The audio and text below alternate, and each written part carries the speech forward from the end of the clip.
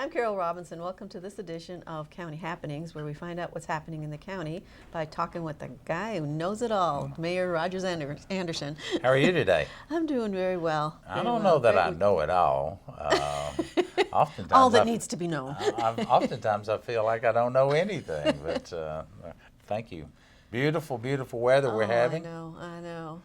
It's been grand, and I'm still smiling from our family reunion. We had everybody came home and stayed at our house, and it was just, Mama was in her glory. All her chicks were... No, Grandma. Mama and Grandma was in her glory. All her chicks were home. Well, for those people that watch this show, I know that there are many people that watch this and kind of reminisce, because they'll stop me in the store and say they enjoyed that, and they won't know how the grandkids are, and you know, you and I are very proud grandparents. Very, yes. And we're very proud of our children. We just don't acknowledge them anymore. Yeah, when it used to be all about them, yeah, that's now all it's all about our the babies. And you got, what, 7 now? I've got 8. Number 9's on the way. Wow. Probably the time this show airs, I may have number 9, and it is just wonderful. Although they can destroy your house. Oh, yes. Oh, yeah. But it's funny, the spaghetti finger marks aren't near as important to wash off. No, they're like not. They And used to sometimes be. it's fun to let them linger a Yeah, while. they you know, all of us are proud of our children. Yeah. It kind of reminds me, it's a great segue into talking about one of the topics of the fair that's coming up in August, and my grandchildren are 5, 6, and 7, and so they're beginning to talk, you know, that livestock and the animals and all the things that go on at the fair, and they look forward to the rides, of course, at that age, and just all of the activities that go on at the fair. It's a lot of work. Diane and the 1,200 volunteers, as you know, all across this county put on that fair. We try to keep it a good, clean, safe fair, and so far we've been successful. And it's always hot in August. People say, can't you find another time? And the answer is, we'd love to, but it's also around so many other people's schedules, and so you pick a date and you have to live with it. Yeah, when is a good time? It's well, summer's hot no matter what. Well, yes, here at the end of June, it's been 90 days, and humidity takes it close to the high 90s and over 100, so there's no good time. But people enjoy coming out at night and enjoying the fair. And an air-conditioned arena where a lot of events are going on. And you've got a whole bunch of new things going on at the fair. Lots of things every year. It's never the same every year. No, and that's what a lot of people used to say. Oh, the fair is the same thing every year. This fair is never the same every year. No, and you know, this time last year we were hustling and bustling to get it open, and had some issues with getting on and off the ramp. Well, the roads are still there, and they're open, and the bridge is put back, and so a little rerouting there. A little rerouting with people who are used to going down a little further down Paytonsville Road to Long Lane. Now we'll be cutting it a little shorter. It's my understanding Franklin City will be posted out there to help people get on and get off and keep that traffic moving and flowing. And so inside the arena, once you get parked, you can come on in. And once again, all of our local schools are pitching in. You got Centennial doing the parking. I know Page is out there.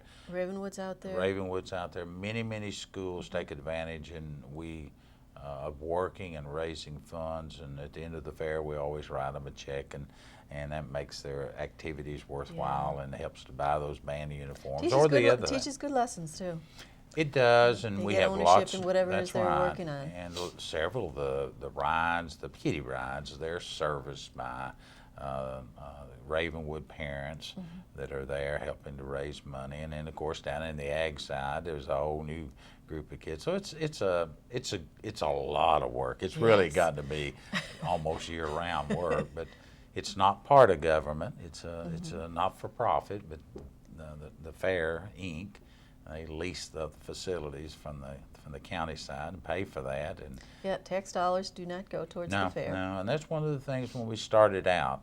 Many of us felt like that needed to be a freestanding, and so far we've been able to put a little money in the bank, and each year have to pay for it. And there's a lot of other people that benefit from it. You give scholarships. Yes.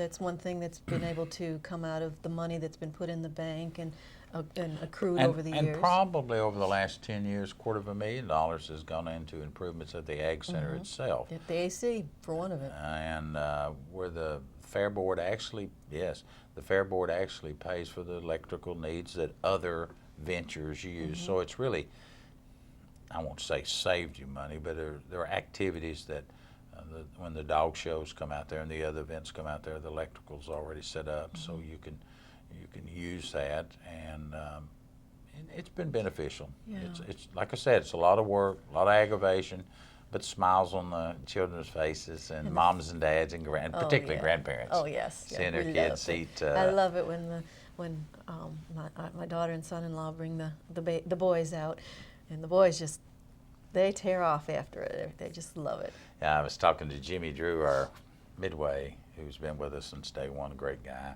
works with us. In fact, he is trying to get the human cannonball to come back out. It's kind of a late entry where they shoot this. I call it. He was there, what, 5-6 years ago? Oh, longer than that. You're showing your age. Gosh. 8. And last time he was there was 8. We looked it up. Gosh. But anyway, this guy is shot out of a cannonball, sails over a bunch of stuff, and lands in a net. And I call him. I call him crazy. Yeah, I call him crazy. But there's all kinds of people that do things for these midways that draw attention to it, and Jimmy's trying to get him. And I've often wondered, Jimmy's my age, probably a little bit older, but he's been doing this his whole life. Wow. Traveling around. He's clean cut, beautiful home, nice place down in Macon, Georgia. Gives back to so many, many organizations, and he runs a good, clean fair. His rides are up to date. We're bringing 2 new rides. Don't ask me what they are. The kids love them, and a 16, 17, 18-year-old boy, he's gonna go out there and he's gonna take his significant other and his girlfriend, and he's gonna blow $20 or $30 on a $2 rides. On the rides and on the $2 teddy bear, trying to prove something. But we all have to learn. That's part of learning, and I'm not sure many of us boys have figured that solution. Still haven't learned. We haven't learned. Our grandchildren will be the same way.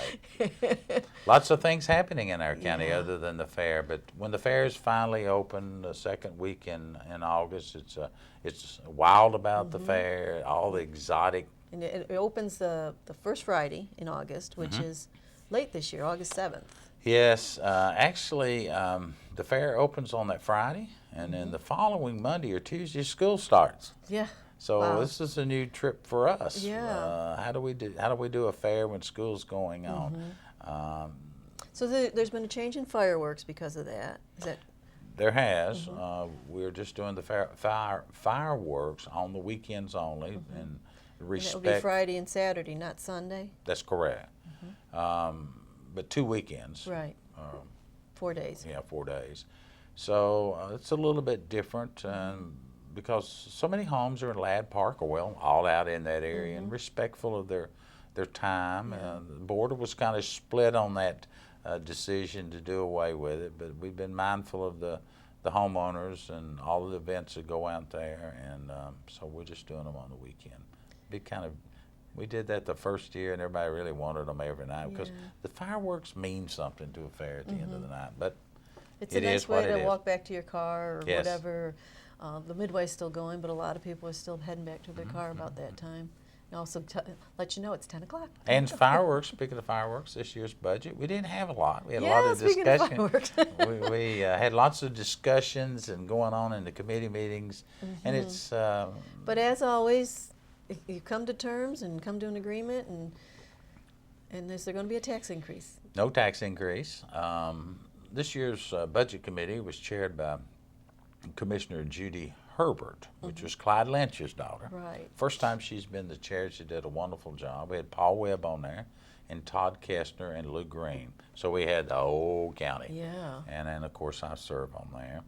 There was a lot of wrangling going around, going back and forth. The schools wanted this, county commission to kind of set the guidelines, the budget. But at the end of the day, we all had to give and take a little bit. Real challenge this year of trying to bring capital items that you need for roofs and repairs of buildings and those types of things. Spend more dollars in the operational side rather than borrowing money to have those things done. And capital is defined as one-time large items like buildings and not maintenance. Right, but- maintenance items. Thank you for correcting me. You know, a roof is good for 20 years, should be. Computers, 4, 5, 6 years Yeah. at best. The technology changes quicker than 3 they wear, years. yeah. So over the last several years, we've been taking some of those items and putting them into our borrowing capital, but we would isolate those dollars into saying, okay, those computers or those things that only have a life of 4, 5, 6 years, we'll put those in the bond issue, and maybe a 20-year bond, but in the first 5 years you pay off those. Money's been cheap. Now you still have to pay your debt, Right. but money has been cheap to be able to borrow for the last 3 or 4 years. So there's kind of a shift now, a lot of the thinking that let's move some of those items that we know have a short life into the actual operating of schools as well as county general, my side of the ledger. So we each And more of a pay-as-you-go. for pay as those you of- go. So we've each committed 2% of our budget to buy and shore up our areas. Now that squeezes the dollars you may have for some programs, but it's the right thing to do. It's the same thing at your house. A roof can go out on your home. Well, like we said, it's good for 15 to 20 years. You And you should be saving along the, you should. but who does? More realistically, you may have a window to break out in the house. You wouldn't borrow money to replace a window. Right. You would replace it out of your weekly operating budget to say, I need to fix that window. Air conditioning may be another example. You kind of got to weigh the pros and cons. How much does it cost? Do you have that kind of money? But government doesn't need to be as complicated as it is. Unfortunately, we make it complicated, we being the people that are involved in it. But every year, you take the sheriff's budget. As you know, I'm very much a hog when it comes to providing for our community a safe environment, a working environment that people go to bed at night, they need to feel comfortable. Right. And as this community grows, so does other issues. People come with their issues. I don't think we can provide all the security that you need, but the sheriff, there's a certain amount of vehicles he needs to have every year or replace every 3 years. Those vehicles are, for the most part, they're running around the clock. They may shift out with the man or woman for the next shift. So those vehicles wear out, and about 100 to 125,000. You need to start looking at what you're going to do. Schools, same way with school buses. Those school buses can run $75,000 to $85,000 a year. We've got over 300 of those school buses running all over our county, and you want to keep those in good maintenance condition, but you also have to just replace them. State law says you've got to replace those school buses after so many miles or so many years. You just can't keep using them. And our county is a very, very, very large square mile county. Yes. People don't realize from Fairview to Burwood to College Grove just how big this county is. I mean, we're right up in there in Davidson County or Hamilton County. Some of these larger counties, we just don't use all of our land mass, and I don't think we should. No, exactly. And what did they say? What, 65 to 70% of the land mass is still rural? 56% is still not inside the city limits. And a lot of people fail to realize that because we see this phenomenal growth in Brentwood and Nolensville and Spring Hill and Franklin, all these areas inside those cities, like going around my coffee cup. And it's harder and harder to annex. People don't want to be annexed. But the growth that's occurring is inside our cities, which presents us opportunities, challenges, but it protects our unincorporated area. And I was just meeting this morning with a gentleman that's buying quite a bit of land, and he wants to preserve as much as he possibly can. And hopefully he'll be able to pull that off, and he wants us to work with him, and we will do that.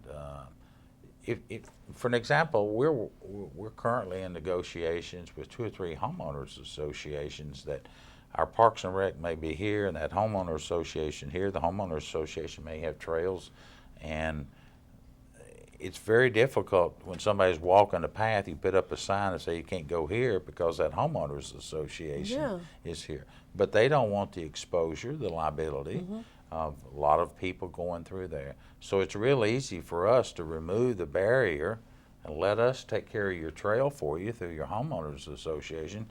The liability, we can take care of that. We've got men and women that do that all the time. And so we, instead of us having to buy more land to connect our trails, makes sense that where we can use other people's association trails and activities, ball fields and things like that, that saves us tax dollars. Now it takes instead of duplicating services. And use it the best you can. So you know, when you think about, say, Fieldstone Farms, back in the 80s when I was just a young pup. Coaching and umping. Yes, unfortunately, I guess. But we learned that developers really didn't want to run ballparks. Cities and counties needed to run ballparks, and this could save you money. And so they gave the land. It was flood land to begin with. They didn't give you. Can't do anything. Can't do a lot with it. So over a period of time, it's a challenge for cities and counties to find land for walking trails and hiking places and campgrounds and things that Boy Scouts and Girl Scouts still like to do. And believe it or not, even in our own county, unless you know someplace, I don't know of a single camping place that you could go and take your grandkids. There's no camp. There's Camp Marymount out in Fairview, but that's affiliated with the Catholic Church. But you can't go camping there. Yeah, if you wanted to, not that I'm dying to sleep on the hard ground, but that is something that grandpas and grandmas like to do on a weekend. I don't want a week of that, but maybe a day or two. We do it in our backyard with the kids. That's right. I see lots of pup tents, I call them. I don't know what they're really called anymore, where parents are. But how nice it is to sit out into the open star, build a little campfire, fix some s'mores, you know, those dietetic things that you eat. No calories. No calories. That's not the truth. But and you know, go fishing, if you're just close walking in the by, woods. just walking in, and trying to catch snipes. Oh yes, snipe hunts. Snipe hunt is best. Very important. Yes. All of those things that we as boys and girls grew up with. Now, oftentimes you go with your parents. Sometimes just the boys went out, and your mother was very careful. And you could build a campfire, but you knew how to do it with the rocks. Because you and either you learned put that because you fire did out. it with your family or you were in That's scouting. right. Yep. So those are things we need to continue to do. But as our community grows and land and it becomes harder to find, we've got traffic issues. We need to remember some of those special. And so those men and women, those businesses that are buying places out there to preserve them for their families or their organization, if we can take advantage of it, I think we should. And speaking of taking advantage, we've got transportation issues. I mean, we were talking about the I-65 and the upcoming fair and the ramps being done and stuff, but that's not the only transportation issue we have. You know, Williamson County is continuing to be the fastest growing county in the state, and there's lots of data, you know, number one place now for retirees to want to move to, either Brentwood or Franklin. 50% of our population was not even born in this county. You know, we've got all these onesies and twosies that we keep spouting off, and some people say, quit saying that because everybody else is wanting to move here. But on the other side of it is, it's some real issues, and you've got you got the federal government, you got the state government, you got your cities, and you got your counties, all trying to find solutions to transportation. Now, that's not easy to get that many heads in a room to decide what's most important. The city of Franklin, the city of Brentwood, all 6 of our cities, they can't build roads out in the unincorporated. Right. The county, we can't build roads in the city, and the state, the feds are only going to build roads that make sense for their state routes. So it's a constant struggle. We, as a general rule, we have 2 or 3 buses that run in the mornings, Monday through Friday.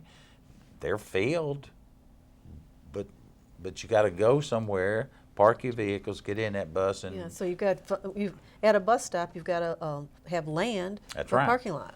So we're beginning, I say we, it's not that we haven't been trying to find solutions. You've got regional issues. We know that Nashville's the hub. We also know that thousands of people drive into Williamson County every single day to go to work. It used to be that everybody left to go to Nashville, but now they're coming from Davidson County and Rutherford County and Wilson County, all Murray County, coming to work in the Cool Springs area. Why? Because that's where the jobs. Well, that's traffic, and that's traffic for you and I to have to negotiate. And 9 months, 10 months out of the year, we got this thing that we call schools that goes on.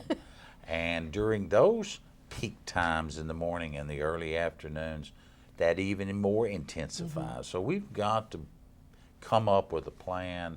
We as leaders have got to find out solutions for these. We've got to let our delegates know in Nashville and Washington where there's money available that can help us out here at the local level.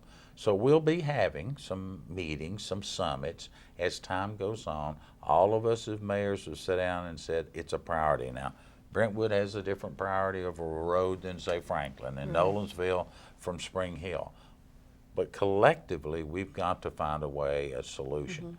Long term, you and I don't want to give up our vehicles, but buses are going to have to enter into this discussion for those people, the millennials, this generation that you and I produced, raised up. They will accept buses a lot better than some of us that have already got gray hair. But our senior population, if it continues to grow, and it's the fastest growing part of our population now, to live on one side of town and be able to get to the doctor's office, to the hospital, to the assisted living centers that we've got here in town, to go visit. The activities that seniors use are much, much different than what they used to be. And they're very demanding, and they want the senior citizens, the Martin Centers, the new J.L. Clay will be dealing. We're calling the Enrichment Center at BGA. They want plays. They want activities. They do not just want to go there and cook for a bunch of old men. They want to go there and be part of. They want to be part of the community. That's exactly right. And they want their children. They want to separate from their children, just like you and I do. I love my children and grandchildren, but there's time. I raised them to go off into the world. And there's things that I want to do that they have no. You know, I'm going to go to the ball field, but they're not going to come to a play that I might want to see. Or, you know, I'm still into gardening. I love raising vegetables in my garden. My grandkids think that's the greatest fun in the world, of course, until they start picking weeds. Yeah, exactly. Until they have to start Same helping. as you and I. Yeah. But it's those transportation and how do we have whatever we want to have. You know, the agriculture side of our community is still a very important part, and we need to figure out ways to handle the ag, the transportation, to continue having the quality of life we've got for the next 20 and 25 years. Or 50 or 100. You may be around 50. I doubt I'll make it. Me too. We lost a pillar of our community. He just recently, he started so many things, and he was involved in so many things, including coaching and umpiring way back in the 80s with you in Fieldstone Park. Clint Callicott, he passed away just recently. And he was a good friend of yours. He was a friend. Clint and I were actually the same age. He was 6 months younger. Clint had been fighting a terrible disease, cancer, for the last couple of years. He had 2 wonderful boys. He went through Franklin High School, had a wife that many people here said the success of Clint was the success of Carole, and she worked at Franklin Special Behind School every good man is a better woman. I agree with that. And Clint was a county commissioner. He was, I think he was here 8 years. Then he went to state legislators. He was the state rep for a very long time. Came back, became county, what I've got, county mayor. They used to call it county executive. Did 1 term of that, and He retired, got out of it, moved down to Onley, Tennessee. Try to find that one on the map. Yeah. Onley is in Humphreys County, just a speck on the map, and it's a couple of miles from the state prison.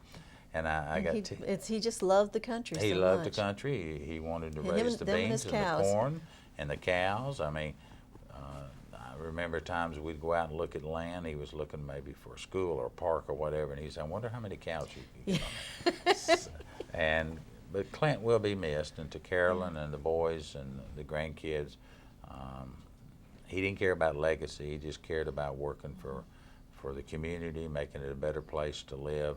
Had a wonderful visitation at the Methodist Church on Bethlehem Loop Road. Then they went down to Waverly, where they went to church. Had another visitation, and then that Saturday had a beautiful funeral. His boys actually conducted the services. Wow. And of course, those boys one's working on the farm, and one's a principal of a school out in the Middle Tennessee area. And, I know they'll miss their dad, but at the same time, he'd gone through a lot in the last 6 months to a year, and he was ready to say, hey, let somebody else take care of it. But he left behind a lot of good friends and memories. Some of them you could not say on this show, some of them that you could say on this show. But he was typical all-American boy that grew up and just really, really had an impact on Williamson County. And I think of those other men. We have now, since I have taken office, which was, I'm on my 4th term, it was Judge Jerry Fly, and Mayor Fry, County Executive Fly, Judge Fly passed away, and his wife passed away just in the last few weeks, and she did. And then now Clint. And so we still have Wilburn Kelly and Bob Ring and myself. But at one time we had 5 of these men that had been county judge, county executive, or county mayor, still living and that have had an influence. Now, if you look at the city side, I mean, there's many mayors that are still there. But as our community grows and we get a little bit older, we're going to lose some of them. But hats off to the Callicott family and to his legacy that he was able to do. He didn't want to leave a legacy, but he certainly did. Well, he was just a good all-American boy that cared, the ag park. I mean, a lot of people associate his hard work to get that done. He believed in agriculture, and he believed it was a way of life. And all of us want to leave this earth saying we did something to help mankind, womankind, to help people to have a better place to live and work and worship and play. And Clint did that. Clint was a good man. Yeah, and I know he's a good friend to you. Yeah, he was a good friend. It's hard to lose friends because if you're like me, you don't have that many really good ones. Well, and over the last several years, Clint and I had distanced ourselves. I'm here, he's there, and you get an opportunity from time to time to talk to him. But I think that's the way life is. As my late mother said, no one's going to outlive death. Yeah. And you just need to go ahead and get prepared for it. And that's the unfortunate part about it, that we've all just got to do what we can on this earth and world at the time that we're here. Yeah. And on that note, do what you can on this earth while you're here, and have a great summer. We'll see you next time on County Happenings.